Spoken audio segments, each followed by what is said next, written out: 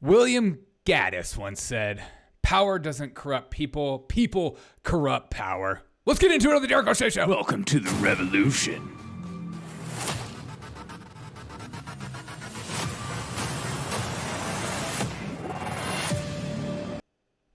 What's up, everyone? Welcome to the Derek O'Shea Show. Thank you guys for hanging out with me. Justin Trudeau came out and said this today. Listen to these words very carefully as they've taken out the truckers, as they say, as they do their victory lap in a sense. And you saw the videos, you saw the reports all weekend long. As well, let's listen to Justin Trudeau himself speak so eloquently. As always, I just want you to remember that people with power, people that are convincing, people have us put on a certain persona so you feel comfortable when they speak, as he's just like a delicate flower. I'm just Justin Trudeau. I'm just enacting these rights. I'm a sweet human being. Who are you to say otherwise?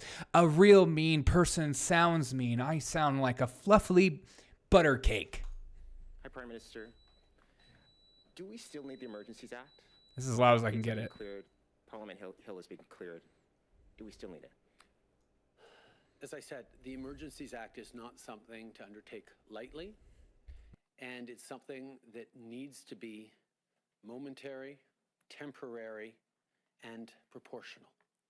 That's why every single day I'm receiving briefings and we are reflecting on how much longer the Emergencies Act needs to be in place. We don't want to keep it in place a single day longer than necessary. But even though the blockades are lifted across border openings right now, even though things seem to be resolving very well in Ottawa, this state of emergency is not over.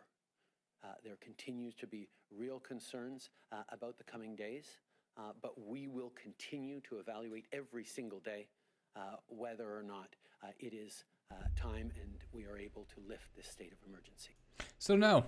I'll let you adjust your volume. Sorry, that's as loud as he was talking. He was, as I said, he talks he's a delicate flower. He's not going to yell at you in your face. So Justin Trudeau came out today and said, you know what? There's still an emergency. Even though the truckers have gone, we're continue, and our horses stampeded over people, and our cops were doing due diligence. And the weirdest thing about seeing all of the videos all weekend long, we're seeing the people clapping this on, especially these people that are so-called leftists or libertarians who are, like I saw what this one woman said that, I'm looking out for the little guy. I'm like, okay, the little guy? Are you sure about that? But there was more to this that went on and on. The Prime Minister complained especially that in this press conference today that was extensively long. And again, these people are wanting you to focus only on Ukraine and Russia right now, but I am focused on everything I can possibly be focused on, which means I'm useless to listen to. But the Prime Minister complained that a flood of misinformation and disinformation washed over Canada during the protest. That's right. Those images you watch, those people that were showing actual footage of what's going on, you don't need to interpret it yourself. You need the corporate media to interpret it for you. That's why you can't be trusted with just seeing real live videos for your own eyes, because you need to have the context in which the corporate media sees it for themselves, as misinformation and disinformation flooded all over Canada, of course. And some of my favorite parts about today's news conference was that Justin Trudeau said, and I quote, this is like the most insane thing. This is why they got rid of Defiant L's for a while on Twitter, because the minute you put up a mirror on some of these people and some of the things that they say and some of the things that they believe, they get to see their true colors for themselves, and they don't like who they see, and it makes them uncomfortable, and then they have to be held accountable, et cetera, et cetera. But I want you to listen to these words from Justin Trudeau. You can't harass your fellow citizens who disagree with you. You can't. And I'm just going to hold that. Then he goes on and says you can't hold the cities hostage. You can't block a critical trade corridor, deprive people of their jobs, which is ironic in itself. But that first sentence, you can't harass your fellow citizens who disagree with you. If you watched some of the footage all weekend long, you saw nothing but police harassing people nonstop. You saw people being trampled by horses. You saw people being beat up. You saw cops going business to business, shutting people down. You have people coming out and the government still talking about how we're going to go after people who disagree. Yes, we're going to have an open, we're going to have a whole investigation. If you supported, if you were a part of this huge protest that we're for freedom of speech and all that stuff, if you're part of this protest, we're going to come after you. We're going to find out who you are, and we're going to take your money, and we're going to sanction you, and we're going to put you in our category, and you'll be labeled the rest of your life. If that isn't harassment, I don't know what is. But as always, the government is so two-faced when they come out and they say these things. They're like an abusive husband, abusive wife. Why are you making me hit you? You're making me do this. If you would just fall in line, if you would just do the mandates, if you would just follow the rules on which we have in place, I wouldn't have to hit you. I wouldn't have to do these things to you. But instead, you want your freedoms. You want to be able to choose what operation you get, when you want to get it. You want to have your own freedoms. That is a problem. And that needs to be squashed out. I wish the true liberals would come out and speak out against this. The true people who are supporting freedom, people that hate this elite power, this picking on the little guy. As we saw news stories, I saw even the Daily Show coming out and mocking these people that are just trying to be, you know what, I'm here for freedom. I'm here for people to choose whether to do something with their bodies or not. I thought that that's what the liberals were all about. My body, my choice. But it doesn't seem that way, does it? It's funny when you get shown the cards, when you get shown the true face of people, who they become. There is a huge culture war going on in this world, in this country right now. I mean, we have politicians openly not talking about what's going on in Canada because to some degree, they'd probably do the exact same thing to you.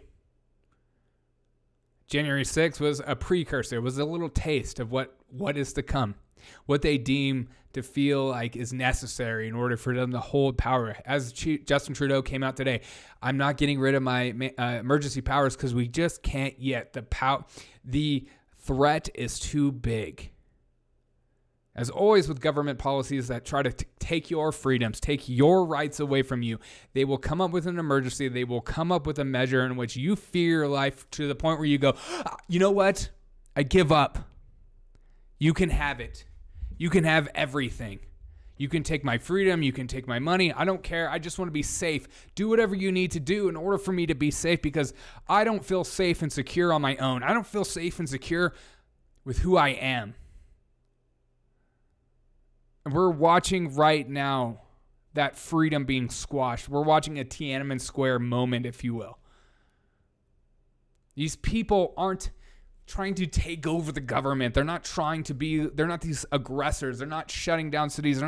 I was watching all weekend long of people being interviewed by Rebel News and stuff like that as they're saying, you know what? These guys are doing a job. These cops, we respect them. I'm just like, they're trampling you, and you still have that attitude. When are people going to wake up to this? I hope you're waking up to this. I hope maybe you changed your mind just recently watching some of the actions. Watching some of these leftists clap on this stuff. Saying, wow, these police are doing such a great job. These people aren't like gang members. They're not selling drugs on the streets. They're just saying, hey, I don't want a government to tell me what to do with my body. I thought that's something we should be clapping about. Apparently it isn't.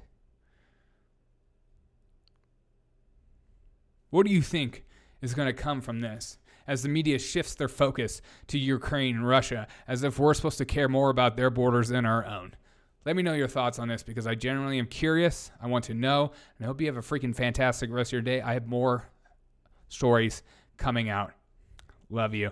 But this is my main podcast today, is that we watched as a government body still enacting emergency powers in order to take your power. William Gladys said again, Power doesn't corrupt people. People corrupt power.